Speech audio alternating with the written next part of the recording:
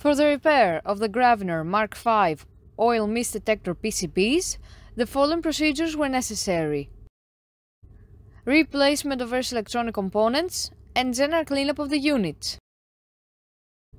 For testing, we connect the PCBs to a spare OMD unit, and we can see that the unit reacts accordingly and scans all 8 samples successively.